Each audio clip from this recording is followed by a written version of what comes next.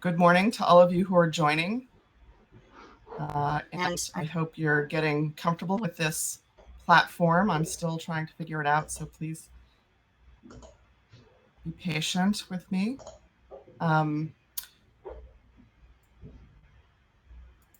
We will be taking notes in a collaborative document that I hope you can see the link in the chat. If you can't see the link, if you scroll down in your session window, you'll find a link to the agenda there, and I think there's a link to the collaborative document there as well. So we have our tab liaison. That's good. So we'll wait just one more minute as more people arrive. I see a lot of people in the notes, so that's good.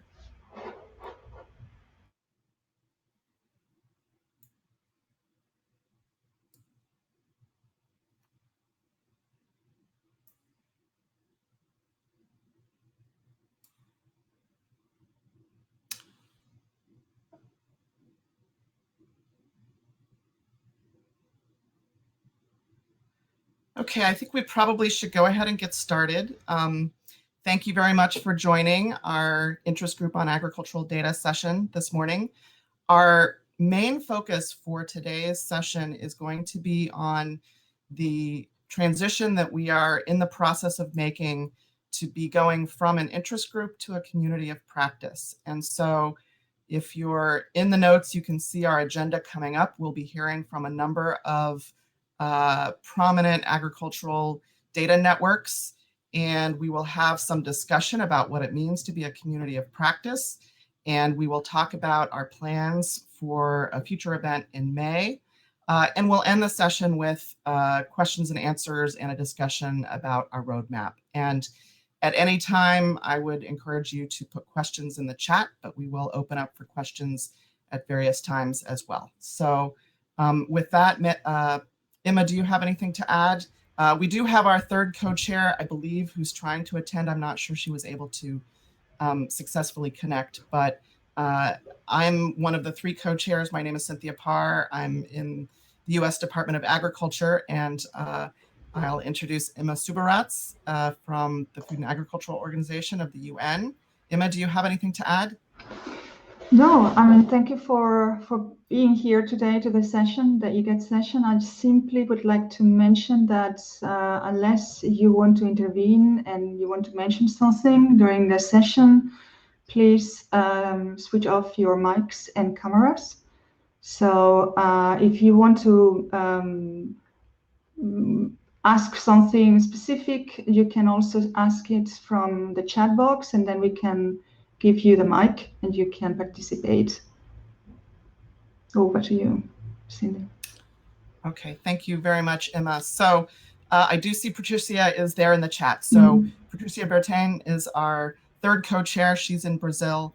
And we also had help preparing some of this presentation material from her colleague in Brazil, Deborah Drucker, who is also online. So let's consider this all a team effort. And I will get started with sharing my screen to do a presentation about the community of practice. And for those of you who may have attended the earlier session today on adoption and the Sustainable Development Goals, you'll notice that a lot of this presentation is very much the same. So I apologize if you've already seen it, but hopefully we'll have time to get more deeply into discussion. So give me a moment as I share my screen.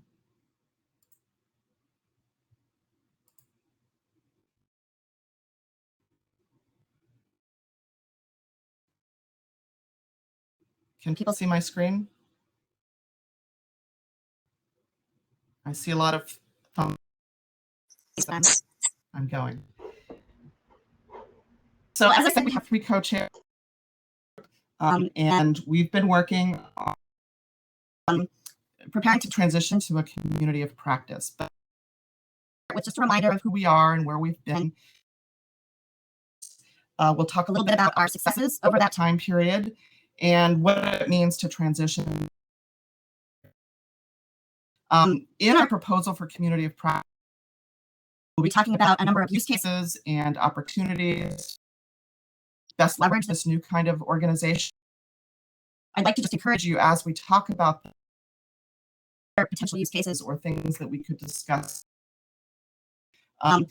So just a reminder, the interest group on agricultural data has been around since the second Rda, and these are where we disseminate our information.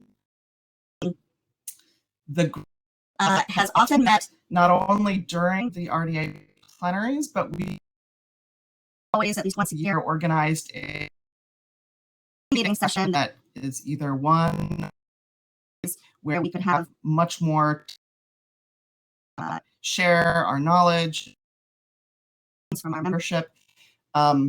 These pre-meetings attended by up to 100 people.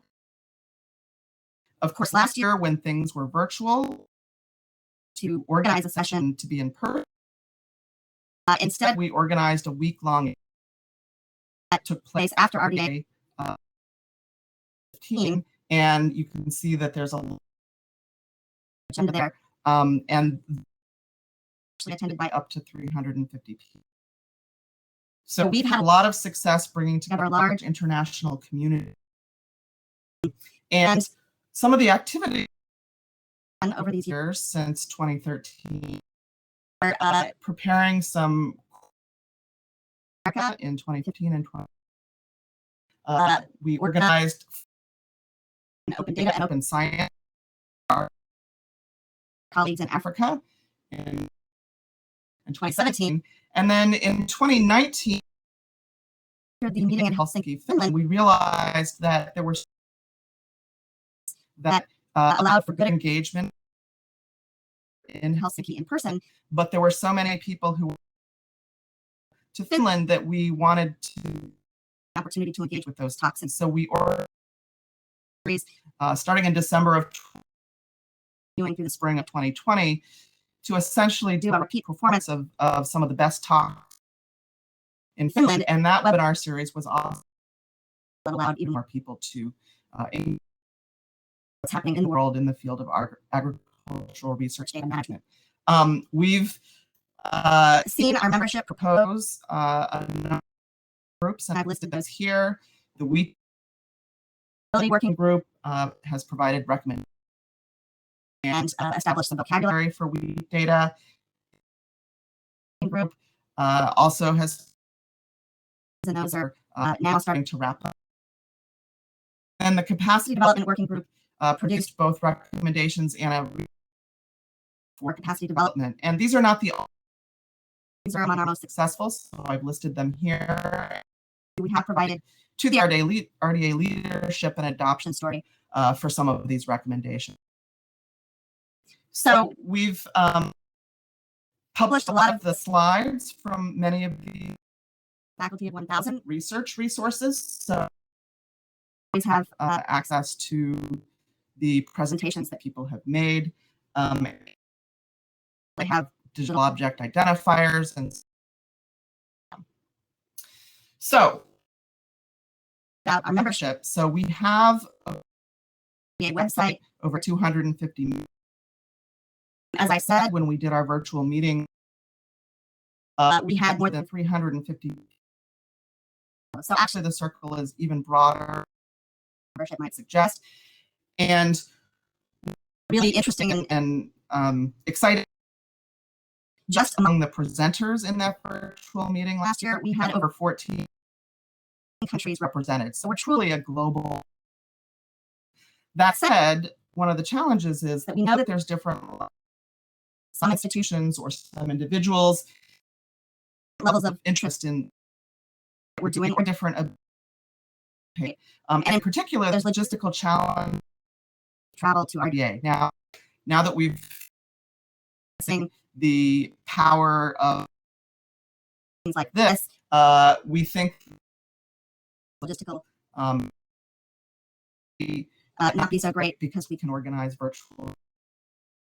If we have sort of a combination, we'll see how that goes. But we feel pretty strongly that the key stakeholders, agricultural sciences, are pretty well represented. Membership that we have in the institutions that the activities that they do are coming from a very broad swath of agriculture as many of you are, research is very broad, and disciplines and other organizations that are not yet well. We do have a lot more to do to bring those into our discussions, and we also need to do a lot more to promote not only our own our activities, but promote other outputs of the Research Data Alliance and other working groups, disseminate that information and raise awareness, improve adoption. Particularly, I'm calling out the slide here that not only international and national organizations, but we really do a better job reaching out to more organizations. And so we would ask for your help in that. So how have we been so successful? Let's just on the cases that have been successful. First of all, I said ag research is very diverse and interdisciplinary, multidisciplinary.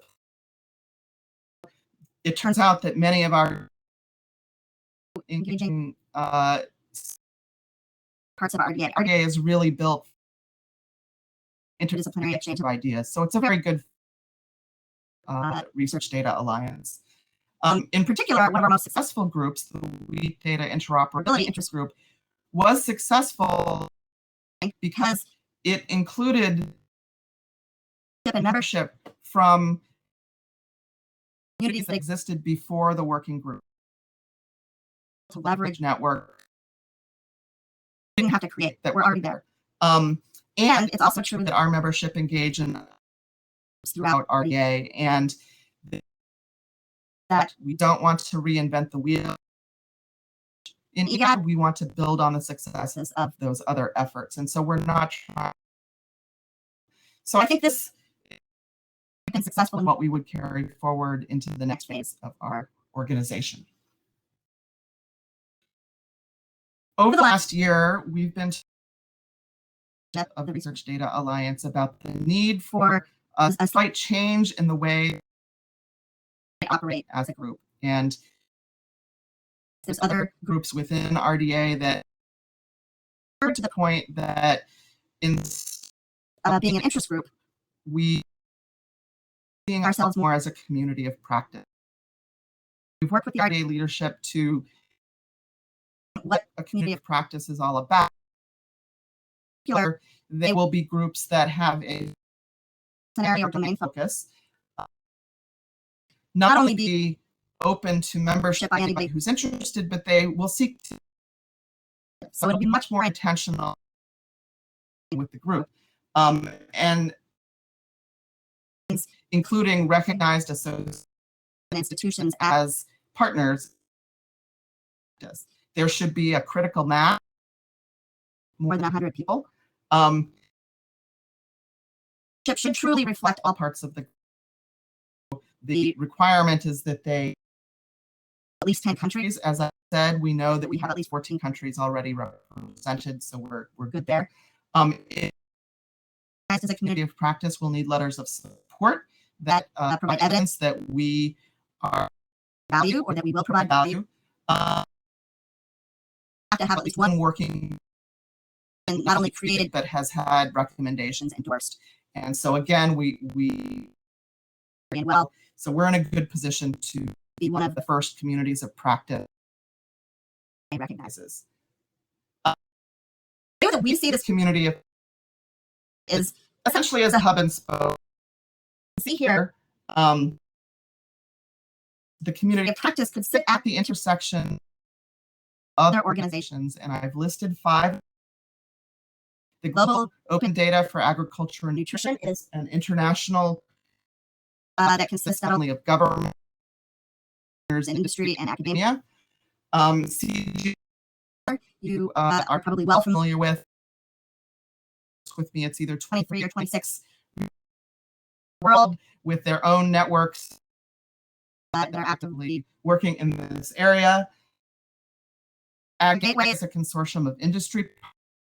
Hearing from them later. And then the International Society consists of a large number of industry researchers of this professional organization, professional association. And finally, the Open Geospatial interest in many agricultural use cases for and their work to develop standards and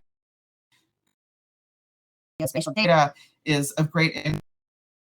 But we are of great interest in learning more about their work. Now, these are just representative. We know there's many other networks out there. We hope that you'll bring them to our attention so that we can reach out to them.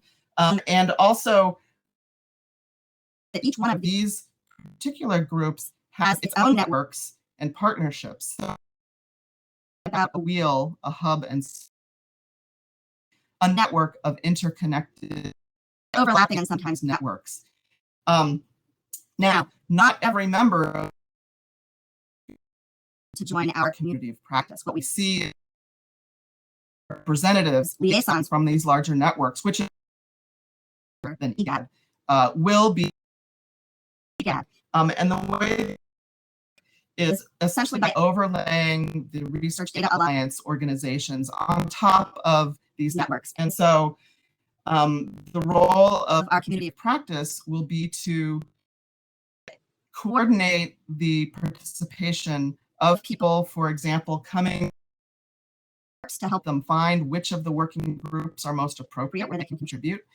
The ones here are those that fall out of IGAD, so the Agri-Semantics Working Group and the Capacity Development Working Group. For the ones in lighter green are other RDA interest groups that we can also help direct IGAD members to, so that they can essentially RDA efforts. The crop data working group is a slice outside because it hasn't yet been formally proposed or adopted, but we think that's the next one on the horizon.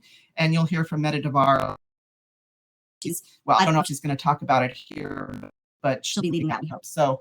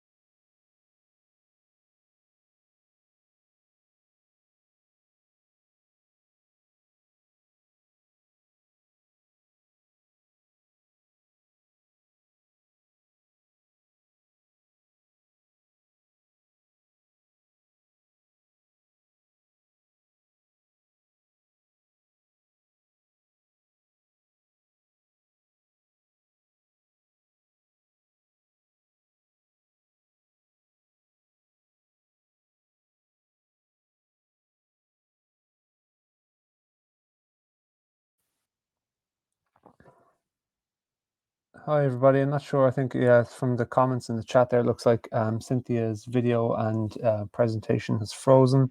Emma, here on screen. Yeah, it's I got also frozen, so okay. I couldn't activate anything really. Fortunately.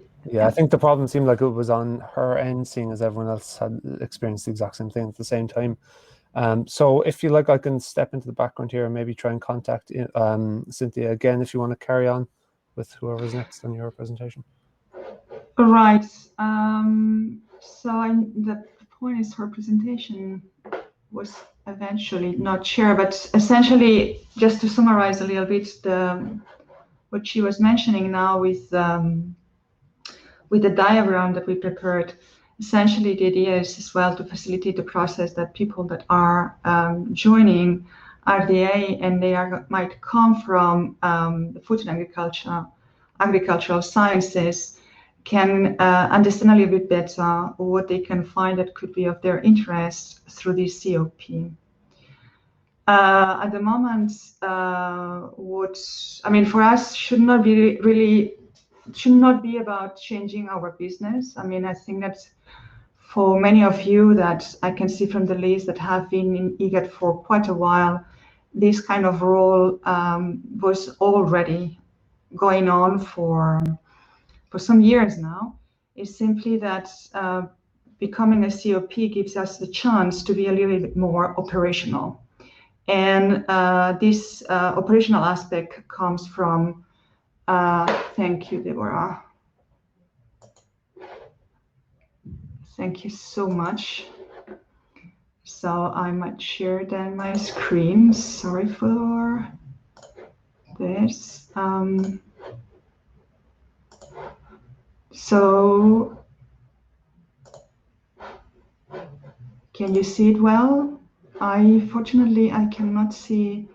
So Ryan, can you confirm that you can see it? I can see the slides on full screen. Yes, so yeah. Okay, great.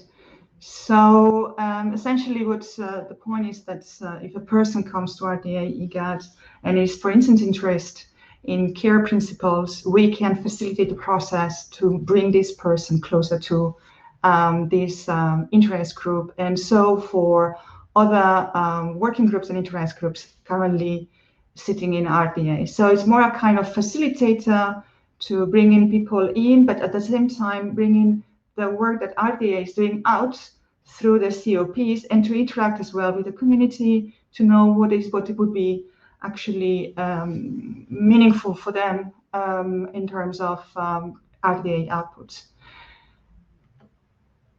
Yes, so we have, I would like to go into this one actually, and I would like to ask Deborah, could you jump in and to explain us a little bit all the work that you are doing in Go Fair in Brazil, Deborah? Because and this is a good example of how IGAD can facilitate. It's a good example, a use case, how IGAD can facilitate the implementation of certain important recommendations from Rda. In this case, through Embrapa. Not sure, Deborah, if you are there. I'm here. You Great. have your. Okay, I forgot you're not seeing the No, full I'm screen. not seeing it. No. Do you hear me all right? Yes, perfect. Yeah.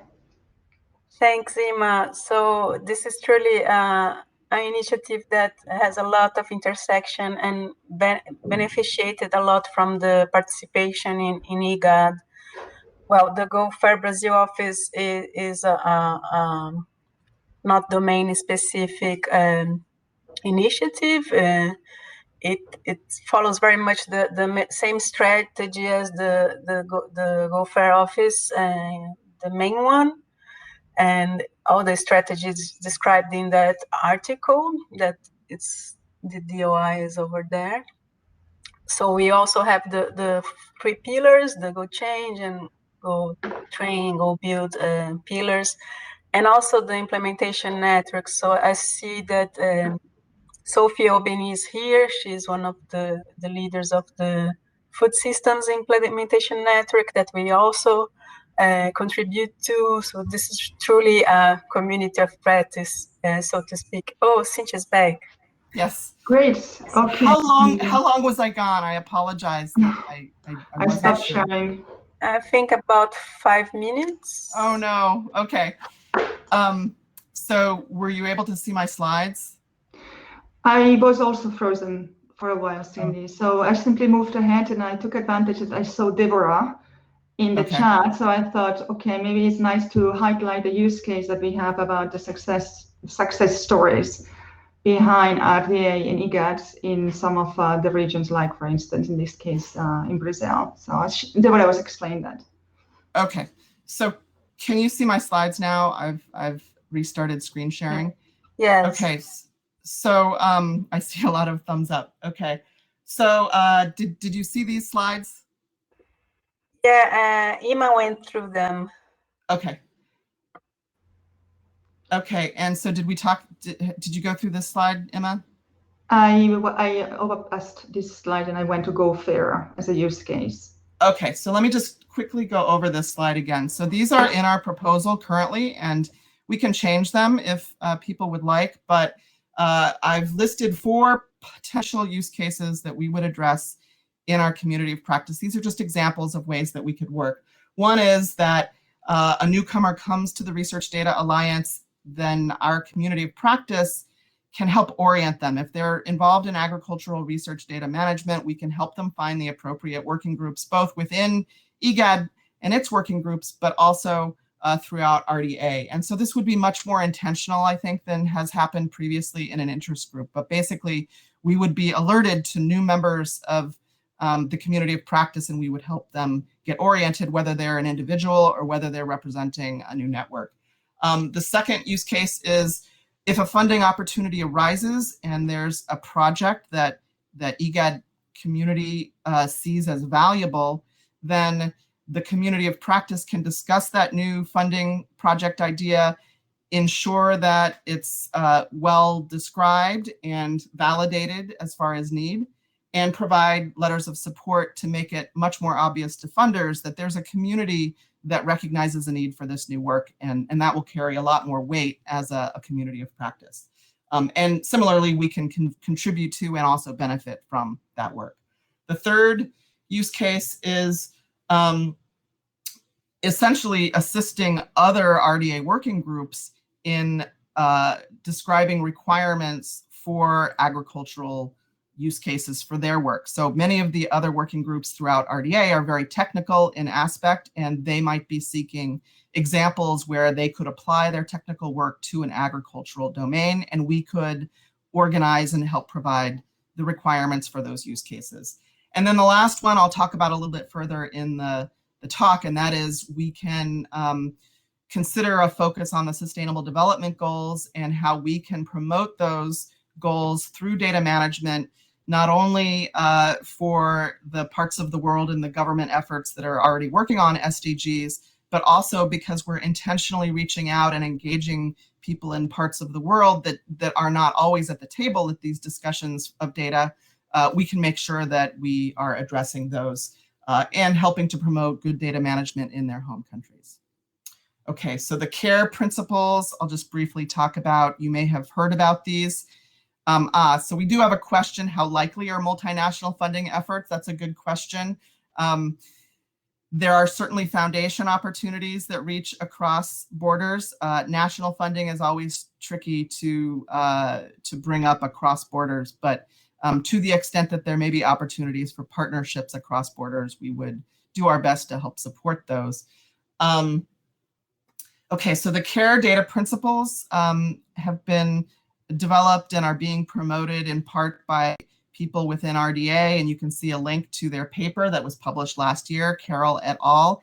These are primarily aimed at empowering the indigenous communities from whose data people would like to do work on. And these principles are much more people and purpose focused in contrast to the FAIR data principles, which we've talked about a lot within IGAD, but they're complementary. And so we can discuss that in detail in the future, but IGAD has an opportunity as a community to think about how these principles might need to be customized or shaped or disseminated out to our agricultural communities in our networks. Okay, so we've already talked about Go Fair in Brazil. Did we cover this appropriately? I was just concluding. I didn't finish yet. So if you could go back just one slide, I can talk a little more. I was just explaining that we have the Go Fair office, and we follow the same strategy as the Go Fair International. And also we have connection with the Food System Implementation Network, and Sophia Obiansa, she's also here. She's one of the leaders of this network.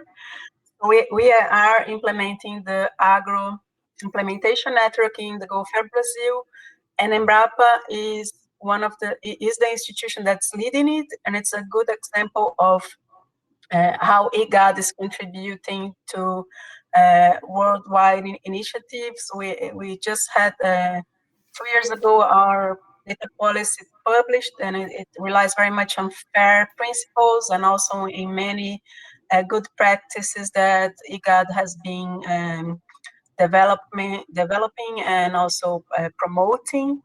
So this is really a nice example of exchange of practices and experiences, and we as Embrapa has a very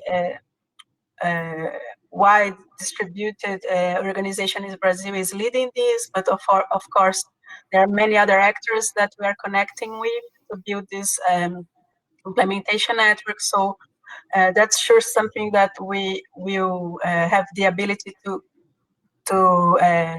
get back to the community, our experiences, and continue sharing experiences. Also, Ogc Gateway is also an actor that was mentioned before, and we are also connected to Ogc Gateway initiatives in Brazil. So there are many opportunities to exchange more experience and contribute back to the community.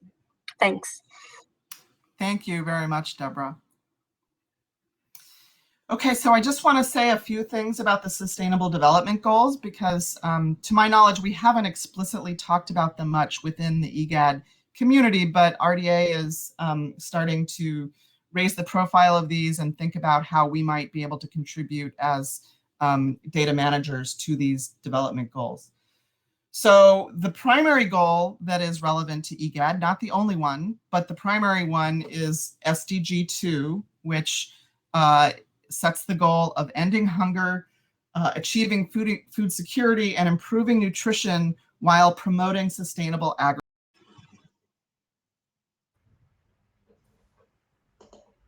Hello, everyone. I think So yeah, I think that we have again an issue with Cindy. again, But- I can. Oh, it looks like she's just rejoined us in the room here. Cynthia, can you hear us? There was an issue with your connection again, I think.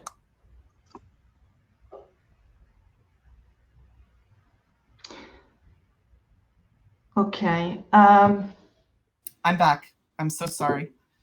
Okay. Oh, it looks like everybody crashed. Okay. I think, yeah, well, my system looked like it stayed fairly stable. I think it might have been a local issue, Cynthia. It was just for about 30 seconds, I think, between crashing out and coming back right now. So hopefully Okay, let me get back to the slides again. Actually, my browser crashed for sure. So let me get back to the slides.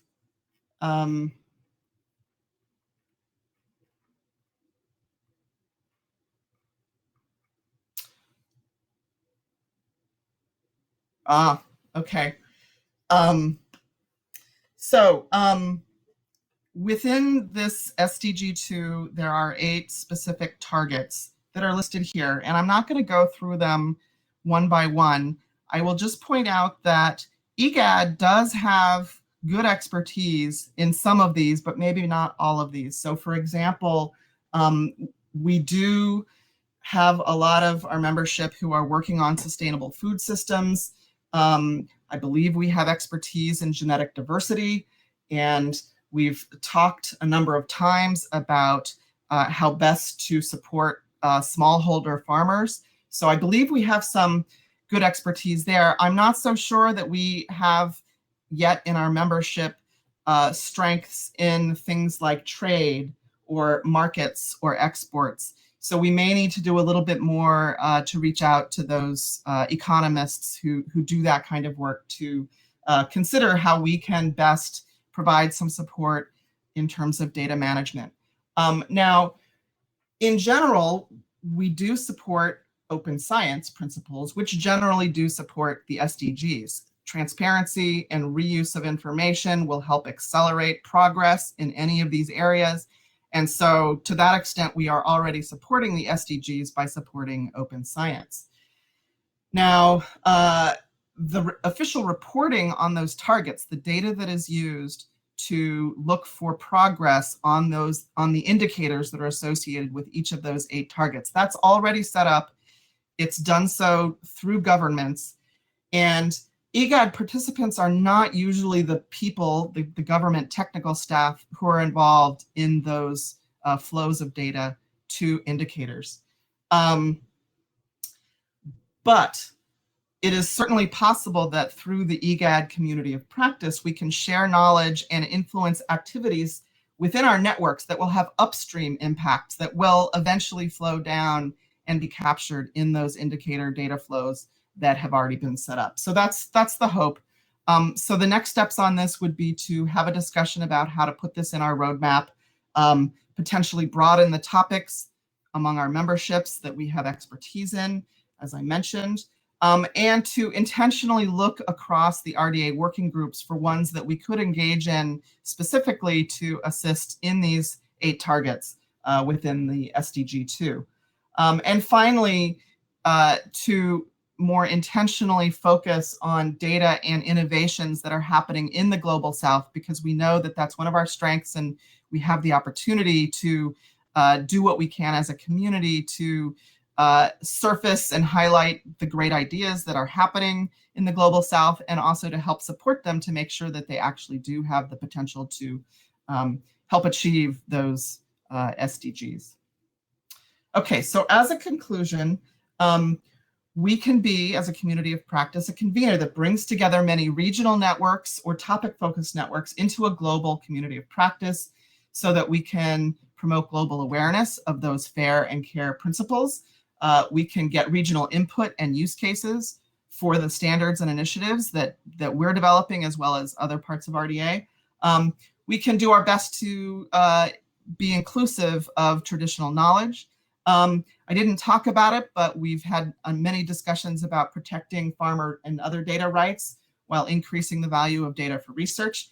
And finally, we can do what we can to increase linkage with other domains. So the next steps are for us to submit our statement for this community of practice for RDA approval. We had hoped to do this before the meeting, but things have obviously been extremely busy on all fronts, so we haven't yet got that statement in, and you have a chance to help contribute to that if you wish, but we'd like to do it perhaps before our May meeting.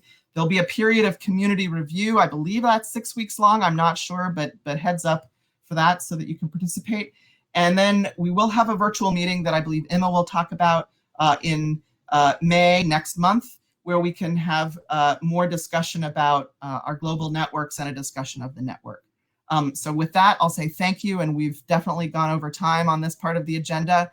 But I think at this point, I would like to turn it over back to you, Emma, to proceed with the next part of the agenda. Or should we hold, do you want to hold questions until after we hear from the networks, or do you want to have questions now? Well, if there is any person that has any questions, would be good if it's written in the chat. But I haven't seen anything particular, and the only one that we had was already answered by you before. So, okay, it looks like Deborah has put a link in the Q&A about, and I don't know if everybody can see it, but there is a potential multinational funding opportunity from CODATA. So that might be a good example, and we should take a look at it. Okay, we are now really running late, so okay. I will just link a little bit with what Cindy mentioned about the event in May. This is going to be similar to what we organized last year. So it's going to be a week where we are going to have a session about 2 hours every day, trying to really bring the people from Asia and Latin Americas. So we are going to play a little bit with the flexibility of time. Last year we did it based on, let's say, countries and continents, if I'm not wrong. This year we were thinking about doing it more thematically, because we have already received some kind of very clear statements, and I say that very, very also loud for Sophie, that there is still very much there is a lot of interest to continue the conversation about next steps related to semantics in food and agriculture, and I think that could be a good occasion to bring some examples about what's going on in terms of semantics. As usual, we will send a call. You can, what we want to hear about is what you do.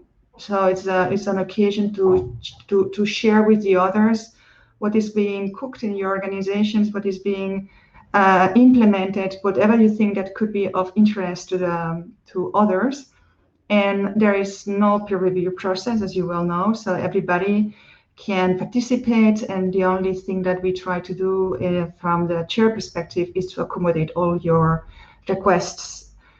Said that, most probably is going to be the 3rd week of May, but what we have today is a kind of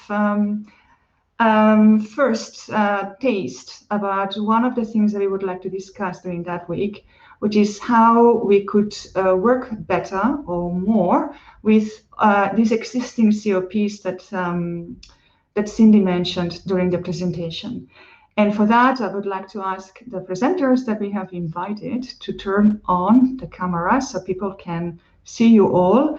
We should have here Rda Participation, Andres Ferreira, Rda Participation, and then we have 2 videos from Nicholas Tremblay and Karel Charvat.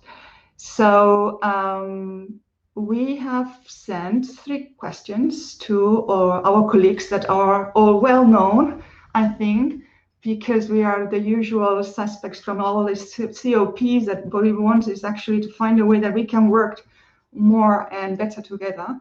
So we sent 5 questions to them, and to inform you as IGAD about some of the aspects that are behind their COPs, and then also a question about how they think or they foresee that this collaboration could work.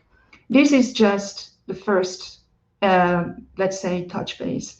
What we are planning after this is to have a panel session much more dedicated with more time during that week, where we can really think about adding some items to the roadmap that Cindy mentioned in her last slides. So I know that some of our presenters, they have to leave earlier. So, and I would like to combine the video and the talking, so we will make sure that we don't find ourselves that we don't have time for the videos afterwards. So my proposal is Rda, representing CGIAR, could be our first speaker. Then I will bring a video from Nicholas Tremblay from ISPA. And I would suggest that Rda Participation jump in. Then I would put a video from OGC, from the colleagues that work with Karel Charvat. And then Andres, you can jump in. As I said, this is just a preliminary conversation. And we all wanted also to share with them what this means COP for IGAD. And it's not the first time that we are meeting. We've met earlier just to explain the whole thing, but today, let's say that is an occasion to brief you all. If you have any questions, I know that most of you know about our Gateway, GODAN, CGIAR, ISPA, and OGC, but if you have questions, please put it in the chat, and what we are going to do is to answer them at the end of their presentations. So, just please, for all of you, try to use 5 minutes only, so that we make sure that all your presentations are fitting with these 45 minutes that are left. So, hi, Rda. So you go first. The others, you can turn off the camera. We leave Rda for her to explain something more. So tell me if you can't see my screen. There's a big echo. So whoever's not muted, please mute. That might help. Okay, I'm going to go on. I can hear myself. Okay, I'm going to talk about open, responsible, and fair data for impact at CGIAR. Right. Okay, CGIAR. This is what CGIAR is. We work across a number of primary impact areas, and they're listed to the right there. I won't read them out for you. The point here is that we work from the genomic and genetic scale, the breeding work we do, and the variety development work we do, all the way through the landscape scale, remote sensing, etc. And there are a couple of centers who work very strongly on economic, trade-related issues as well, in reference to what Cindy was mentioning earlier. So our approach, I'm going to focus primarily on the big data platform for agriculture. And the work we do there focuses primarily on culture, capacity, technology, and kind of the so what. of all of this. And a lot of that is mediated by our communities of practice. So what does that look like? In terms of culture, let's tackle the culture first.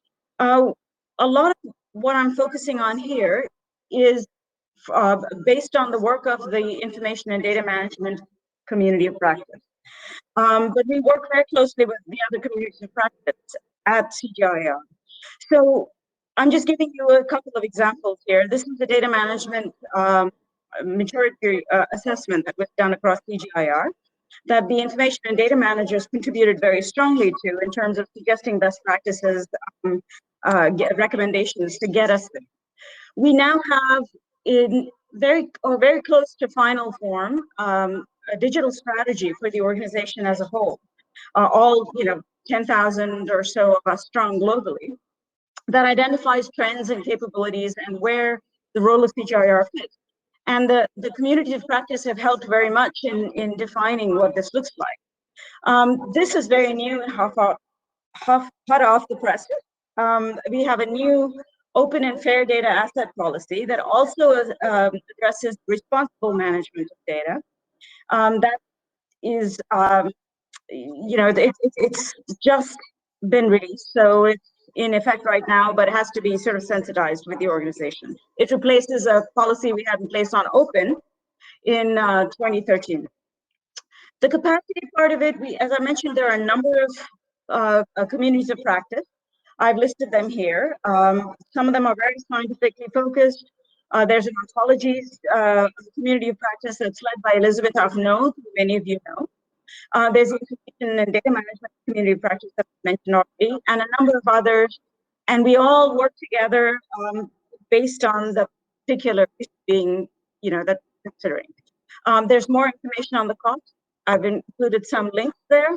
As I said, I was going to focus mostly on ontologies and information and data management. So I've added a link to the IDM COP page as well. And there's just a sort of a smattering of some of the webinars that we organize and the trainings as well. So what this is to show is that we are very much focused on building capacity of researchers and data managers across the organization as a whole. I've included a YouTube link here. It's a nice little short video, about 4 minutes long, if you want to look at it, on how our information and data management community practice works. And we've divided into 5 working groups, and that's where the thrust of much of the work goes on. In terms of the technology part, so I talked about culture and capacity. Now we're getting to technology. A lot of the work of the COPs has resulted in the development of this Guardian, which is a data ecosystem that includes that showcases data and publications from all of our centers, a lot of the World Bank's resources, a lot of USDA's resources, and a number of others. ISRIC soil data, CMIP climate forecast data, because this is the stuff that our researchers work on. So we're trying to provide a one-stop shop access to the data, and then the ability to do something with it. And then in addition, what we're also doing is making clear what the tools are to manage data towards open, responsible, and fair outcomes. So you can check that out. I've included a link there, and this is just to show you what a resource looks like. When I do a search for nutrition in women in Guardian, you can see pages that look like this, where you see very consistent return. The keywords here are coming from ontologies and controlled vocabularies, again, through interaction with the ontology community of practice. We have fair scores that are available for every resource, and there's much more here. So I encourage you to check it out. But the so what of this, there's a lot that you can do with this stuff once you make the data open, fair, well managed in all aspects. So this is just a use case that shows researchers who have actually used Guardian to find data on fertilizer response for a multiplicity of crops, applied machine learning, and then through that assess the profitability of fertilizer use and map.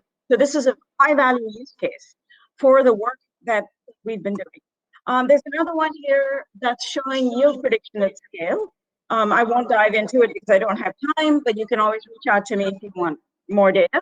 I just want to end by saying that all of this is part of the pipelines of the so what, you found the data, now what can you do with it? And again, the COPs are working together to enable us to understand what the needs are, what researcher needs are, and what how the information and data managers and others across the organization fit together to enable this. So this is a link to the analytical environment that that provides the analytical pipelines to the data that's discoverable and increasingly there. So the semantically enabled pool of data that we're increasingly producing. So that's just a quick flavor. Thank you very much.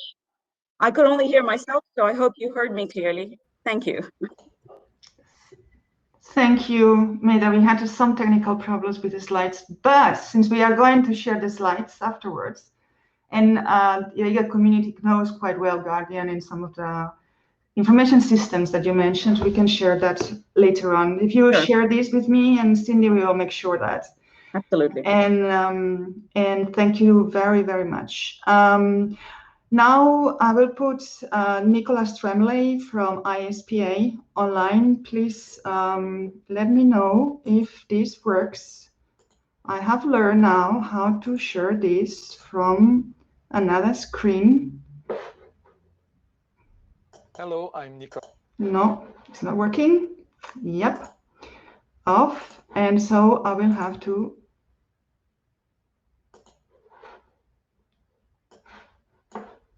Do you see it?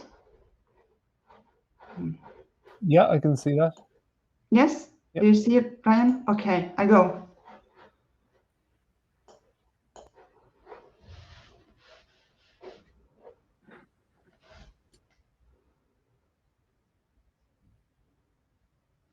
Should we be hearing sound? I'm afraid I can't hear anything.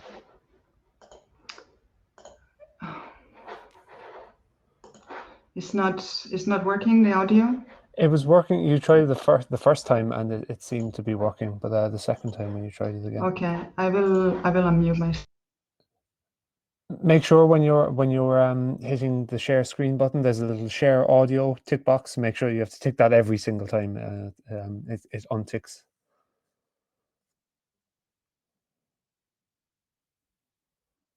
Okay, guys.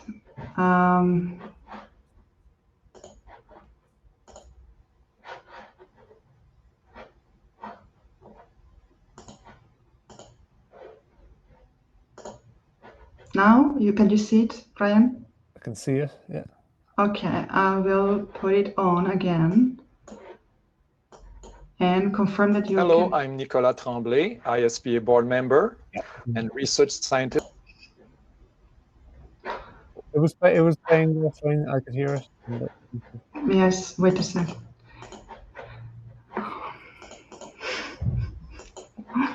Guys, this is really, really difficult. But could you hear it? Could you confirm? Because I cannot see anything. Yeah, from so I the could screen. hear it. Yeah, I could hear it. Okay, you can hear it. So I do it again. Yeah.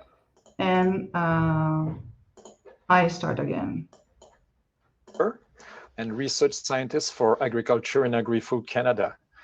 I'd like to tell you a little bit more about the International Society of Precision Agriculture, which is the scientific organization that comes in a straight line from the founders of the precision farming idea in Minnesota in the early 90s. At the ISPA, we have several ways of action. We're, first of all, a global science society with about 150 members. We also entertain conferences every 2 years, with the exception of 2021, of course. And the next one is in Minneapolis next year. We also have communities of interest. One of them is the on-farm experimentation community, which I'm co-leading. And we also have a role in defining issues and providing guidelines to precision agriculture questions, such as what basically is precision agriculture, what's the definition, what's the scope. And we have come up with a definition just recently, a couple of years ago, that was reading like this: precision agriculture is a management strategy that gathers, processes, and analyzes temporal, spatial, and individual data and combines it with other information to support management decisions according to estimated variability for improved resources use efficiency, productivity, quality, profitability, and sustainability of agricultural production.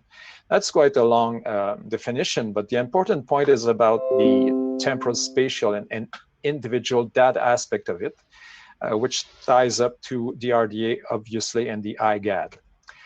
So what we do as well is to team up with other groups to develop conferences or initiatives such as this one, which is OECD supported, and it involves INRAE in France and a group of other supporters. But this conference will be entitled Farmer-Centric on-Farm Experimentation, Digital Tools for a Scalable Transformative Pathway, in Montpellier this fall later, but it will be preceded by 4 thematic webinars.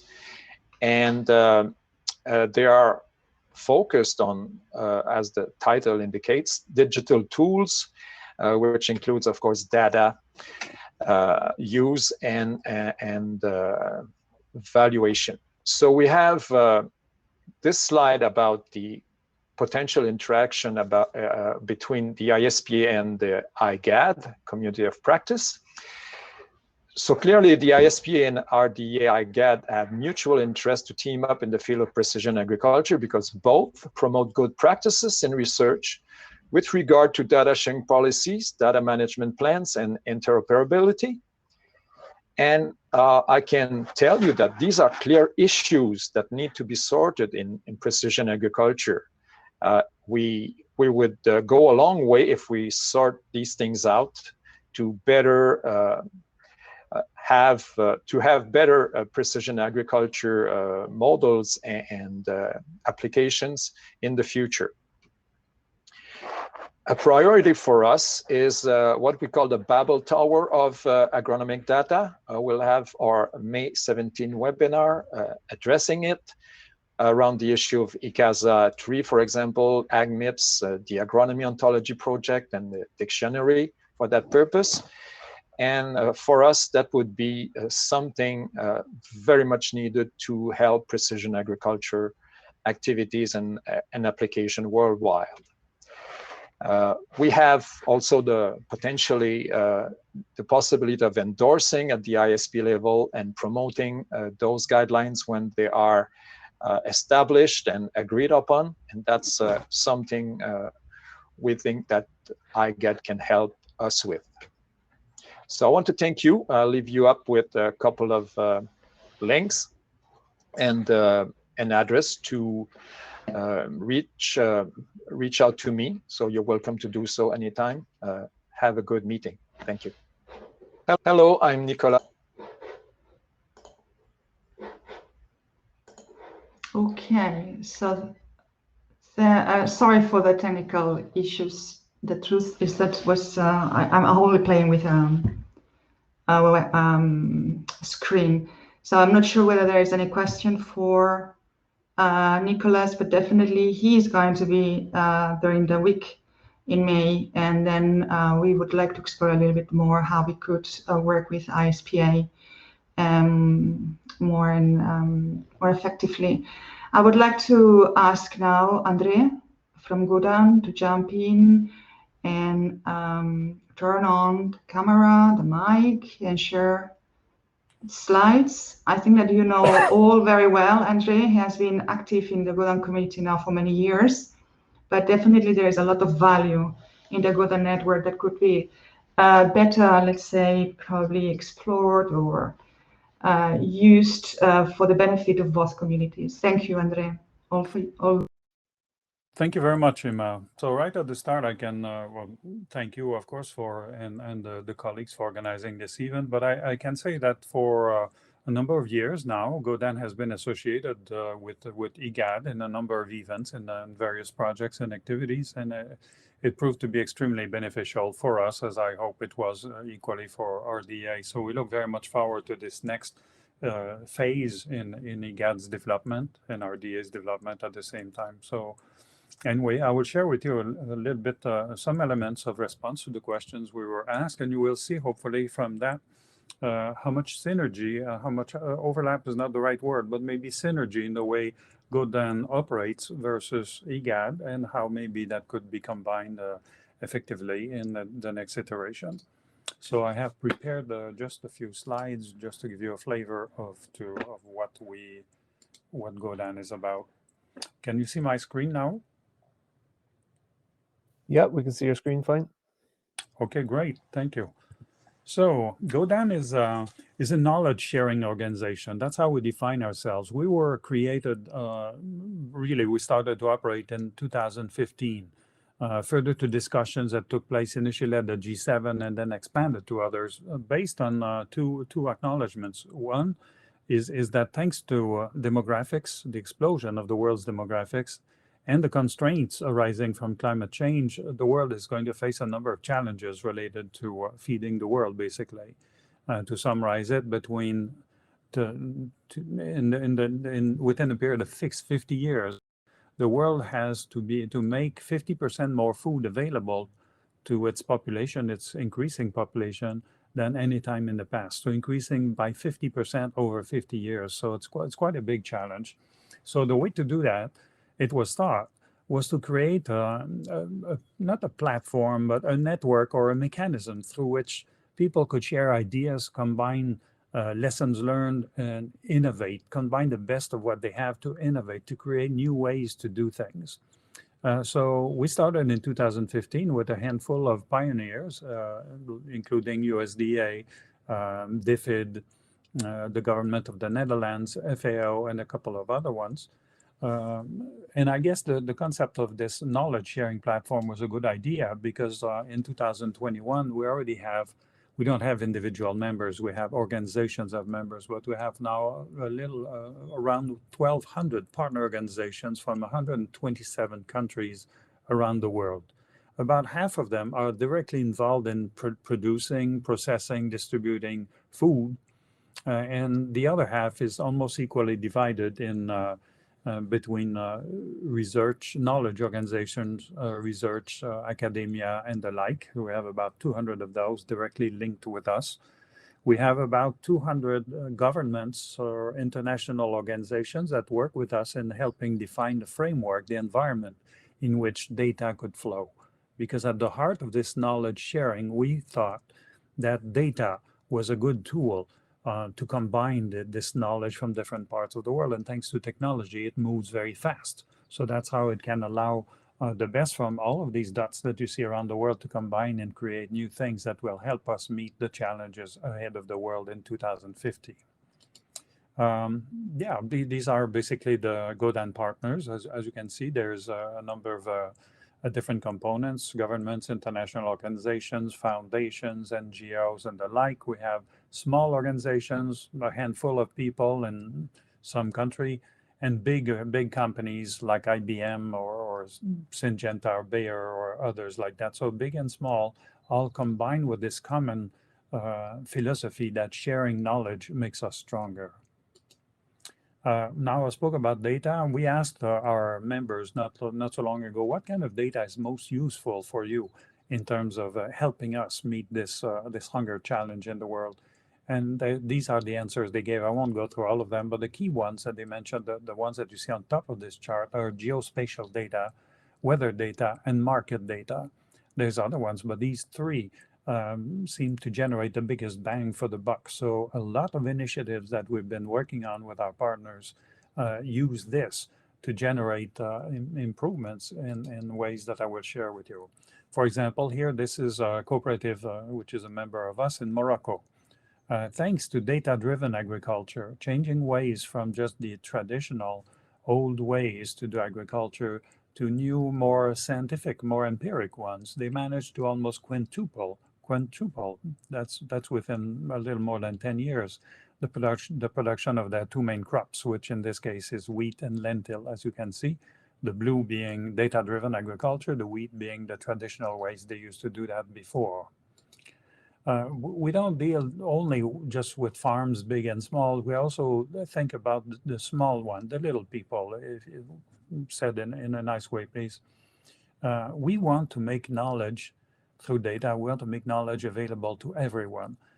So we go through all kinds of ways to do that. We're involved in webinars, trainings, training materials, events, work groups, but also working with partners in finding ways to reach directly the individuals in the field, those that need it the most. Let's not forget, for instance, that's why I chose this slide, that more than 70% of all jobs in the food sector are occupied by women. Yet, especially in sub-Saharan Africa, they're the ones that have the least access to technology. So these are some of the remedies that we're proposing here, using simple... Andrea, please try to sum up a little bit, because we have consumed already quite a lot of minutes. Yes, so sorry about that. This is my last one. So just using this to show that even using old technology, we managed to send to these people information that's relevant to them. In this case, market prices and agricultural advice. So that's it. So thank you very much for your time. I hope this was useful. And of course, I'll be available for questions and more. Thank you. Wow, I didn't know that was the last one. Otherwise, I wouldn't have said anything, Andrea, I can promise. No problem there. Okay, but perhaps you could also mention this thing about the capacity developments in the mailing list that you have, that you can interact with all the network. So there is a lot of potential in the context that you have.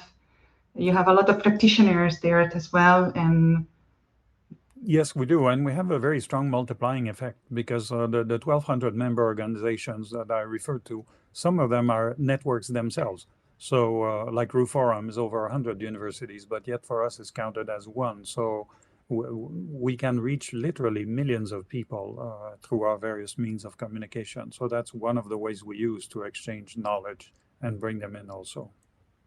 That's excellent. Thank you, Andre. So I will try to sort out how to share my screen again and to put the video from OGC. So let me turn off my camera and share with audio, if I learned well from Ryan. And please let me know if you can hear well. Ryan? Hello, everyone. Yep, that's fine. To the Open Geospatial Consortium, OGC, that is an international consortium of more than 500 business and government agencies, research organizations, and universities driven to make geospatial information and services fair. I will ask several questions that will be answered by the chair of Agriculture Domain Working Group of OGC, Dr. Karel Charva. And the first question is, how does the OGC operate? OGC is, as Hannah already mentioned, member organization, and it exists there more than 25 years. The goal is to standardization geospatial information, including this, what is also relevant for agriculture. It operates on the member principles, and there are two possibilities how members are contributing. Every 3 months we have technical committee meetings where different working groups are working. Other possibility is innovation experiments, which could be organized, or although there is the possibility to work directly on some concrete standard. Thank you, Karel. Who are the main participants? Participants are very different, from big industries like Google, SRI, Trimble, and other. Then there are research organizations, universities, small and medium company. So the community is composed from people who are interested. There exists different level of membership, and there exist some processes how to start some standardization or preparing some standard document. Thank you, Karel. Now I would like to know how knowledge sharing works within the OGC. I already mentioned, yes, that we have every 3 months technical committee meeting. I will now speak in the name of Agriculture Group. In last 3 years, we are organizing a meeting of our working group on every technical committee meeting. The last years, unfortunately, these meetings are organized virtually, so it is in the form of webinars. On this last technical committee meeting, we organized special event which was longer than normally meeting. We organized this before the OGC technical committee meeting, and the result of this meeting was presented on closing session of OGC. And how could OGC benefit from RDA participation? I think that benefit could be mutual, because what I see, and I'm working very long time about standardization, about agriculture, that we have a number of bodies which are trying to do the same, but not very often cooperating. And in principle, it is big disaster if we have 10 standards for something, because then in reality, we don't have any standards. So we need to put together the different interest group and try to coordinate effort among this organization and to go to some clear result which will help us to harmonize agriculture information, because in agriculture, we have a huge number of heterogeneous data, and it is difficult to measure this. In OGC, there were already some common innovation experiment in the past, focus on soil, and now there is this agriculture working group. As I am in both, I would like to connect with both community and help to support exchange of information and sharing of documents. Thank you, Karel. And the very last question is, how do you foresee a possible collaboration between OGC and RDA through the COP Agriculture Data Interest Group? There is a big number of good experts in the IGAD, and it will be good if we will find the way how both community work together.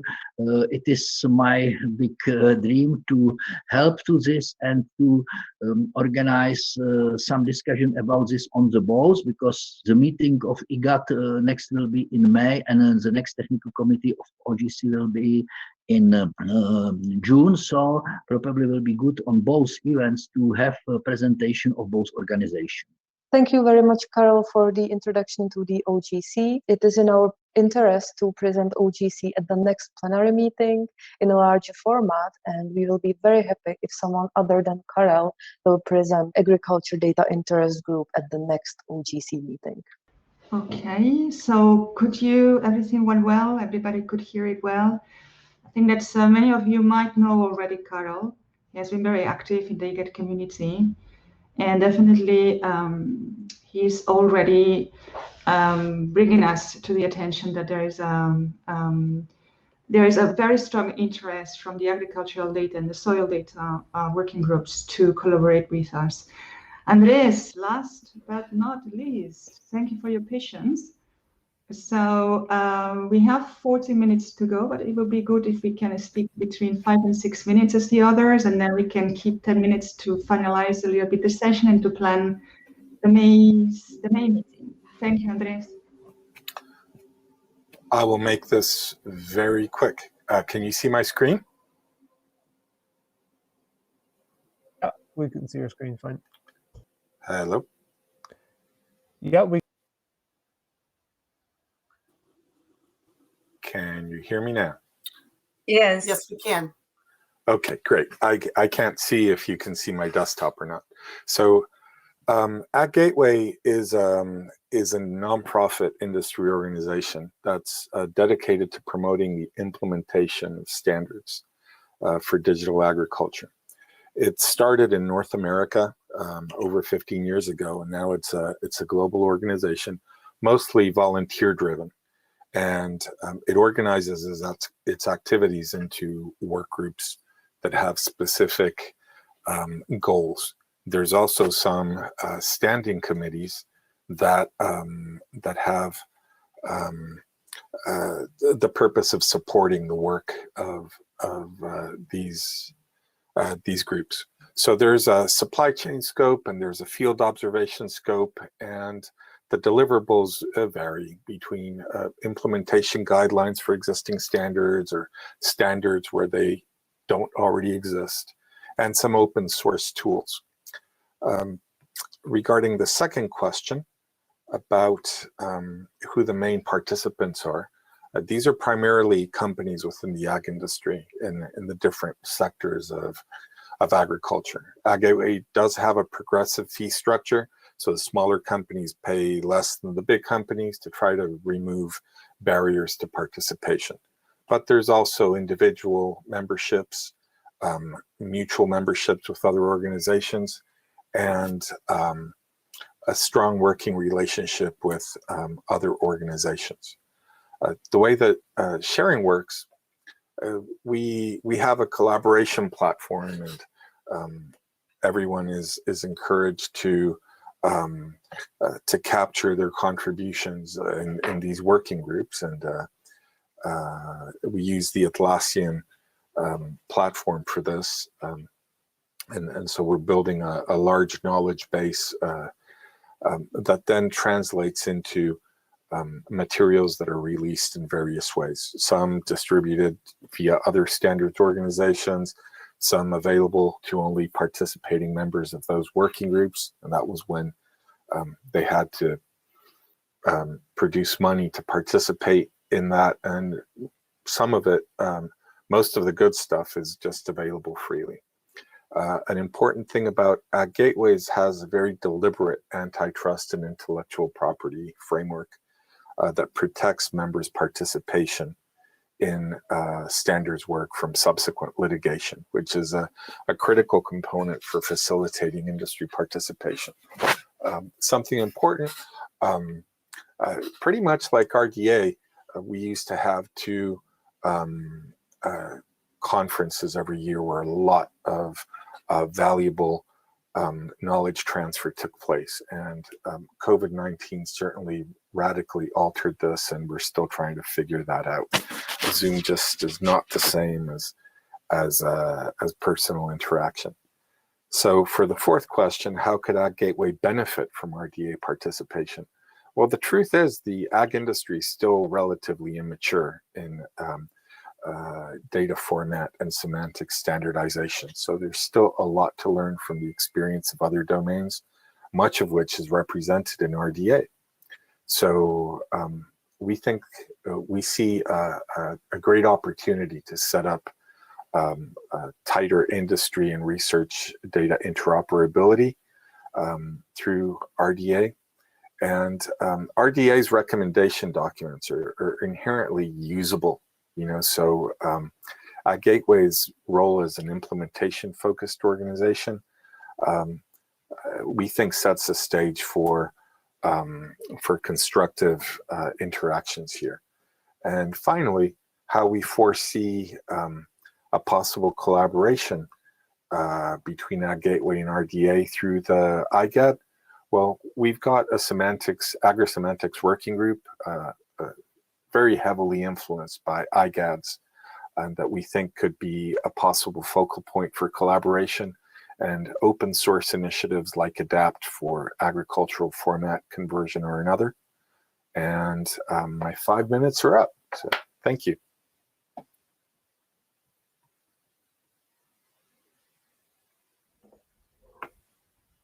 Thank you, Andres, for really making it 5 minutes. We have 8 minutes left. I would suggest, Cindy, probably that Andre, and I'm not sure whether Meda is still here, and you turn on the camera, yeah? Oh, Meda, yes, great. And we are missing Andre. So, yeah, I mean, I know that there is a question for you, Andre, that has to do with the colors of one of your slides, but I can tell you, Deborah, that this was because of the size of, so the numbers. So lower numbers were green, higher numbers were red.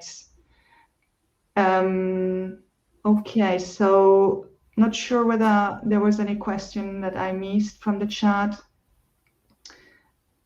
Okay. So there is any thought that you, Andres, and Meda would like to? Yeah. Well, hello. This is my cat. I tried to close them in the room, but I was unsuccessful. Cindy, can you take it over? Yeah, sure. So actually, I would like to ask a question, maybe to get discussion started. Meda, you were the first to go. My question to you is really, how do you see the relationship between the RDA IGAD and CGIAR? I like the way Andre listed at the end that he saw specific relationships between their working groups and our working groups. What's your thought on how best we can interface with CGIAR? I suspect there's a terrible echo, and it was there throughout the time. I was pretty sorry. So I suspect the interactions will be primarily through what we're calling the ontology scope and the information and data management scope. There may be some potential also for the geospatial community of practice to interact, because we've got that. And, then we've got the data-driven agronomy that clearly has a space depending on where, which direction this proceeds in. We are very researcher focused and impact focused. So we do research for development through CGIAR. And so anything that can help us learn lessons from what's already being done. We've been holding the biomedical community as a model, but there are other communities out there that we can learn from. And hopefully others can learn from the stuff we're doing in terms of standards, semantic-based tools that we've developed, our approaches to responsible data management, our code of research ethics, there's a lot there. So I think there's definitely a two-way street, like Andres already said. Okay, thank you. And I could hear the echo, but I think I understand your point of view that you have communities of practice. We can connect very intentionally with the activities in RDA to make sure that there's a good bi-directional flow of information, that you bring to us your ideas and we together identify those ideas that can be brought from RDA to your communities of practice and implemented there. Yeah, one more thing I forgot to add is, we've developed a lot of tools there and data management toolkits. That's all open for anybody to use. And so we can, through the increased use of these things, the idea is that they improve, because we can then take feedback and make them much more demand responsive. That's a good point. I could add maybe one more point. I think RDA, at least insofar as Godan is concerned, can play a very important role or a synergy with us in relation to scientific data, technical data. I mentioned that in Godan we have about 200 technical organizations of various kinds that are part of our network. So there's a lot of intelligence out there, so to speak, that is floating around. So the more we are in trying to put together, and other speakers also pointed that, in trying to integrate all of this data to create something bigger, much bigger than the sum of its parts. And I think RDA can be central in doing that. From an industry perspective, if I can jump in for a moment, as we work to standardize semantics across agriculture, at least to establish some semantic interoperability, it becomes easier for the industry to implement data-driven solutions that in turn enable researchers to deploy tools in industrial settings that wasn't possible before. Right, it's typically when you're leading a development team that is implementing some kind of commercial software, for example, that you put in front of growers. It's usually very hard to justify additional effort to implement some kind of experimental tool. It's just getting increasingly hard to do that, and the data-driven approach of having well-documented data types and the sort of work that, for example, CGIAR has been pioneering with their field notebooks and so forth, that makes it easier for companies to say, oh, this researcher's just come up with, say, a new scale or a new way to observe insects or to capture phenotypic information out in the field. And for us, the incremental cost of including that becomes very low, because we can work off of some kind of data-driven representation. So, yeah, I'm sorry, I forgot to mention one more thing as to how we from GoDan feel we can maybe contribute to IGAD in its new phase, which is that we are connected to literally millions of farmers. So not that we pretend to speak on behalf of all of them, but we find that oftentimes a lot of money is spent in research in particular, but to address problems that are sometimes a bit disconnected from the real farmers in the field. So maybe we can also help provide that connection through IGAD. So, yeah. I very much appreciate that, Andre. It's always been a challenge because they're, farmers themselves are not going to attend RDA and are not there for us to, in very rare cases, we can't ask them directly what they need. But if you could help facilitate the gathering of those requirements and use cases to make sure that the research that's being done is in the right direction, that would be extremely valuable. And similarly for Andre, for Ag Gateway, the research innovations that we see coming up through our networks and presented in IGAD, we could identify which ones are especially appropriate or useful to disseminate out to industry and perhaps strengthen those impacts by helping to prioritize and make sure that they're addressing those needs. yes, and just to emphasize something that Andre said a moment ago, when you talk to a farmer, many times they'll tell you something like, well, I have a line of people outside my door 1 kilometer long that want to come ask me stuff, right? And they want my opinion on this, my opinion on that, and they want to take knowledge, and the line is endless, right? And I'm busy, I have places to go and things to do. So they tend to prioritize the relationships, the trust relationships that they already have. So channeling some of these things through those existing relationships, I think, has a lot more of a chance of succeeding than just a cold call to an already, overwhelmed grower. Mm-hmm. I'd just like to add very quickly that I agree with what Andre said. CGIAR also works directly, so our scientists are directly in the field with farmers, millions of farmers, and it's a two-way street. So we're ideally we're building technologies based on need of the farmers, and we're also gathering information on what works and what doesn't. So there's a real potential there to bring that farmer-facing view through the scientists that that are part of our organization, and basically globally. As I said, we work in some of the poorest countries in the world with the smallholders more often than not. So it's a new perspective. Well, I think this has been an excellent discussion and a good start to our more detailed discussions in May.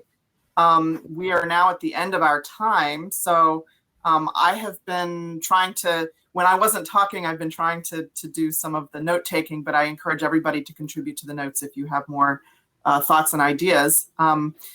Please do be on the lookout for the announcements that Emma mentioned. We will be sending out requesting your participation in the May meeting, and we will be sharing our progress as we submit our Community of Progress statement to the RDA leadership.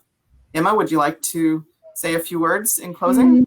As usual, we keep in touch. I mean, This is just a gathering events, and we should be organizing these events, and we count on all of you. So if besides the speakers that we have now here, but any person that is in the audience that wants to explain or introduce their experiences and in their organizations, please feel free to reply to our call and to be there the third week of May. That would be a very good follow-up of this That's right.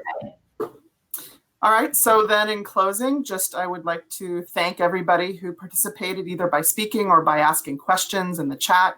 We very much appreciate your attendance. We weren't sure how many people would actually be able to be here. These virtual meetings are always difficult to predict. So thanks again, and please do stay safe. And I wish everybody the best of luck getting through this global pandemic, and we will all be working together our best to keep progress marching on, and we'll talk to you again in May, if not before. Thank you. Thank you very much. We keep in touch. Bye-bye. Bye-bye now.